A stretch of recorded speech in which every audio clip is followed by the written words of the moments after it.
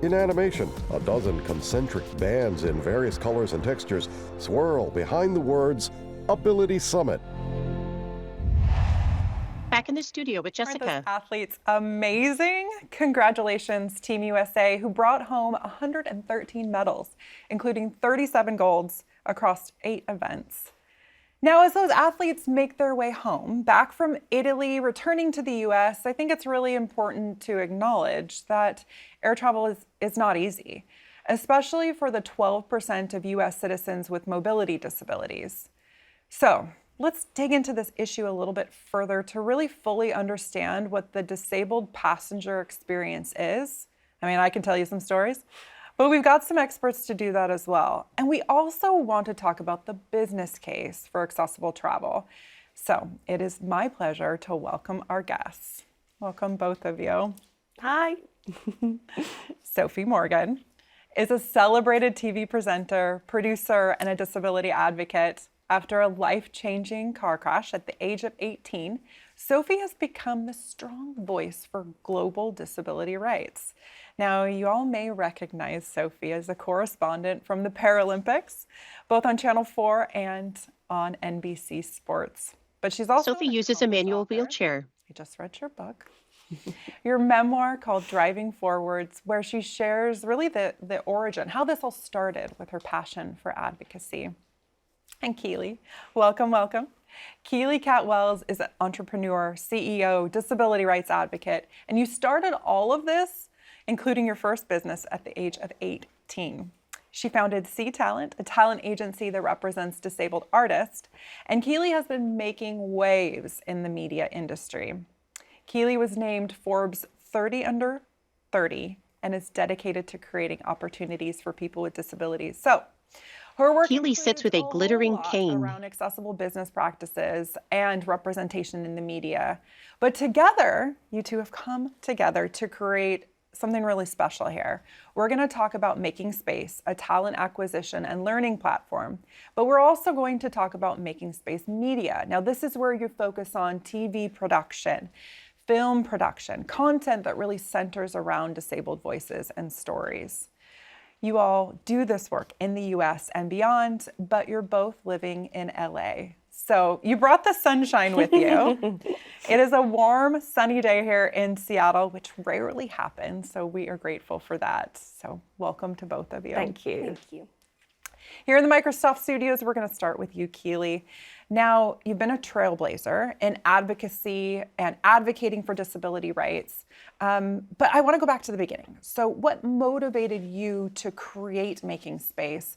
And how are you seeing that vision play out in that platform? Thank you. So I think as disabled people, we usually don't get access to option A or option B, and we have to create our own option C. And that was where the name came from, for C Talent. And after the acquisition, I really wanted to tackle the unemployment rates of disabled people more broadly, and also provide the necessary resources and opportunities for disabled people to become influential leaders.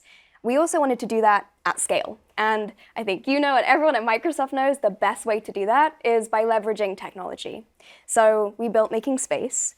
And as disabled people too, we navigate such an inaccessible society. We face barriers on a daily basis, attitudinal, communication, physical barriers, but that really leads to so many transferable skills. We have determination, perseverance, patience, crisis management, and a whole host of other skills. So we're also building AI to turn the lived experience of disability into transferable skills, and also providing the necessary resources and education for disabled people to hone those skills.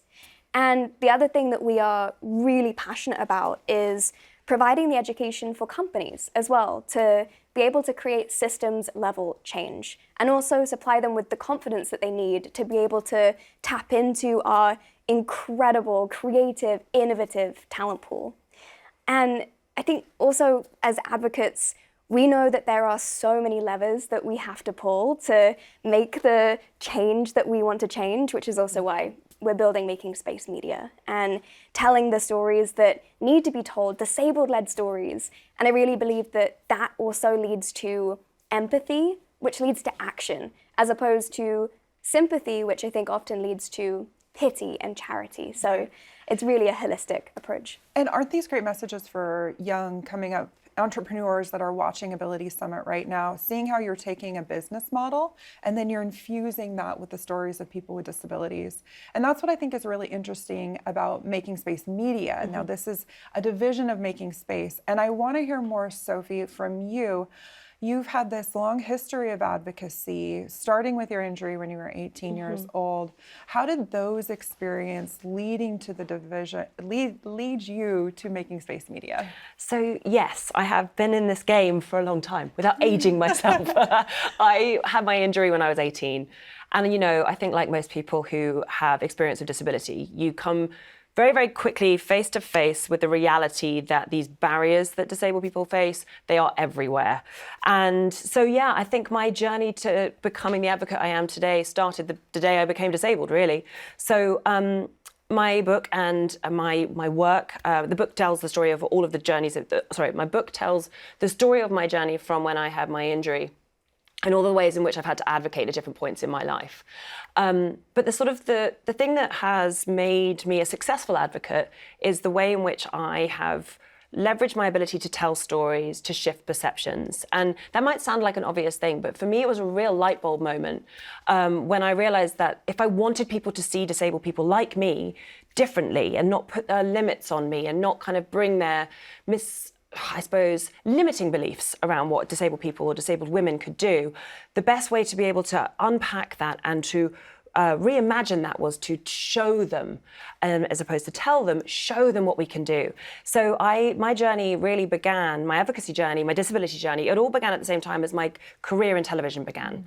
And they've all kind of intersected. So I've used television to try and articulate and just show people what it is that disabled people can actually do. Because I think there's no greater space than sitting somewhere like you're in your home and just watching television and being softly educated around the ways in which someone like myself can or can't do things. So yes, I've used television from the beginning of my journey. As my platform has grown in the UK, working on things like the Paralympic broadcasts or any of the other shows that I've worked on, it's given me more of a voice. And let's be honest, a lot of disabled people, unfortunately, are not given the opportunity to speak up when they need to. We're massively overlooked, and that's a huge problem. So having this platform has enabled me to shine a light on some of the challenges and the barriers that I still face and that other people like me face. So we set up Making Space Media, really to centre those stories, to find disabled talent, disabled stories, and put them at the front and centre so that we can actually shift the dial and we can try and change the way that we are seen, but also change the way that we are able to advocate for ourselves. Now, I want to double click on one area there because you have these areas of interest, and Keely and I and many people watching certainly share that with you. But when we talk about inaccessible travel, this is one that I'm very passionate about, like you, and you chose to share those stories through a documentary. So I want to share with everyone what that experience was like, but let the trailer do the work. So let's go ahead and roll that clip. Disabled travellers are often treated like second-class citizens when they fly, and Sophie Morgan knows only too well.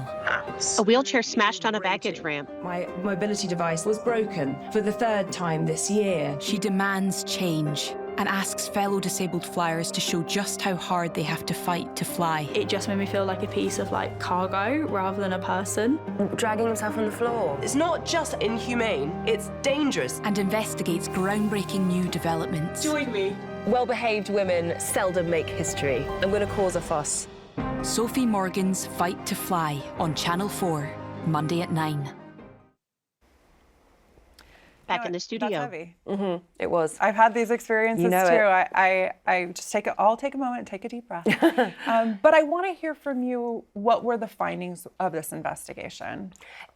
So just to give again a bit more context, so I, as you saw there in the clip, I'm a manual wheelchair user. My chair was broken. It was actually then, in the course of making the documentary, broken a couple more times as well. So, look, I'm not alone in this situation. You've got stories. In fact, I think every disabled person I know has a story of their own when it comes to flying and traveling. There's just horror stories everywhere. So the impact of the documentary was pretty seismic, actually. It did what we set out to do. It did so. I kind of break it into the impact was sort of threefold. For the disabled community, we were able to really, I think, validate the experience, show what we really go through, you know, and I think the reaction that I got helped me realize that, yes, we managed that. We showed what it's like. Part of the documentary was taking a group of wheelchair users and doing a sort of social experiment, sending them undercover to go and see what happened, what would happen when they flew.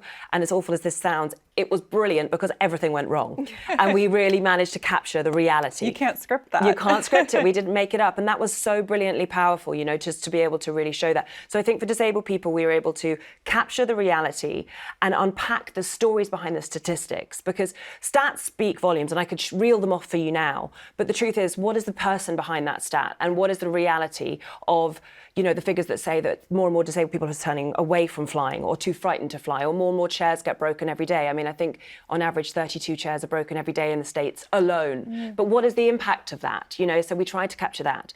The second part of it was really educating the non-disabled community as to what we have to deal with. And unfortunately, even though it is 2025, 2024 when the doc went out, people still don't know. It's like this sort of secret that we have, that it's so hard. And the third part of the impact was the way in which we influence change. Now, what we really need in this instance, in this example, is policy change. We need massive reform everywhere globally, but certainly in the UK and certainly in the US.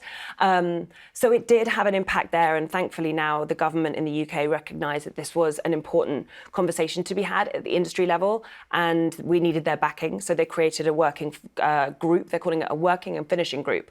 And we're all kind of now Rights on Flights, the campaign, is involved in that effort. So look, there's lots of work to be done, but I think the reason why I'm so proud of the doc, and we're so proud of it, is that it's a prime example of what can happen if you give people with disabilities a voice and we articulate what is going on for us, and we share those stories authentically using disabled talent in front of and behind the camera as well.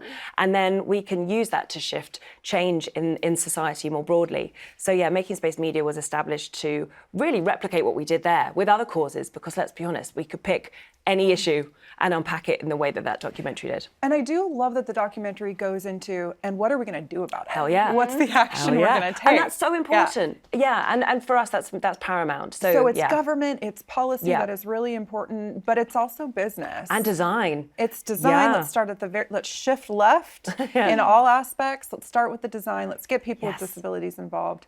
But Keely, you've really talked a lot about what businesses can do. So tell us more about what is the business case for organizations to engage in these issues? So disabled people are still twice more likely to be unemployed than non-disabled people. We're also twice less likely to receive career advancement opportunities. And I think one of the biggest contributors to that is the lack of accessible travel, getting to meetings, to conferences, to networking events. I know we've all experienced it, and even by the time we've got there, if we've had a terrible experience, we're not going to show up as our full selves. And I think that also is a contributor to the terrible stat that less than 3% of disabled people are in executive positions. But the business case, when businesses do intentionally engage in disability inclusion and hire disabled people, they achieve 28% higher revenue. They achieve double the net income, 3 times the profit margins. So there is a huge, undeniable business case for disability inclusion. But I will say, I think with kind of advocate hat on, I do think it's important that we shouldn't continuously have to justify our presence in spaces based solely on our economic power. I really do think and hope that eventually we can just focus on the human rights and civil rights perspectives, but that business case is truly undeniable, for sure. Thank you for sharing that. I think it's really important, but we got to wrap up. And I really want to know, what are the messages that you want folks to take home? And I'm hoping one of those messages is to the moon. Sophie, do you want to start and talk about what are these key takeaways for folks? Key takeaways. Oh, well, I think if you have a person watching this with a disability, know your rights, advocate, do what you can. I know it's exhausting. I know we don't all want to be advocates sometimes. Trust me, we get the burnout, the advocacy burnout, but we need it more than ever. And there's power in numbers. So come together and make sure you're advocating. If you are somebody who's not disabled, educate yourself on the reality, because you could be looking after yourself in the future. Disability is the one lived experience we will all encounter at some time in our lives. And if you're a decision maker or somebody who has some sort of power, then please help us. Please use it. We need all the help we can get right now. Keely, final thoughts? I would say normalize disabled people being experts in subjects beyond just disability. And invest in disability, invest in disabled people and accessibility. I think society's view is oftentimes immediately to think about donating to disability, and whilst that is great, I think we should also shift that to invest. So invest over just donating. And the last final thought is, and I know, Sophie, you say this all the time, that a failure to accommodate and include disabled people really puts the entire human race at a disadvantage. Amazing. These are big, big issues, and we're so grateful that you all are working on them. So thank you. Thank you for having us. Thank you. For folks who want to learn a little bit more, you can check out the business case for air travel, and we'll make sure we pop a link to a recent report from SHRM Foundation where they really unpack some of those key data points, and I know you will have a great time. shrmfoundation.org. Thank you both. And we have a lot to learn here. Join Keely in her breakout session on usability.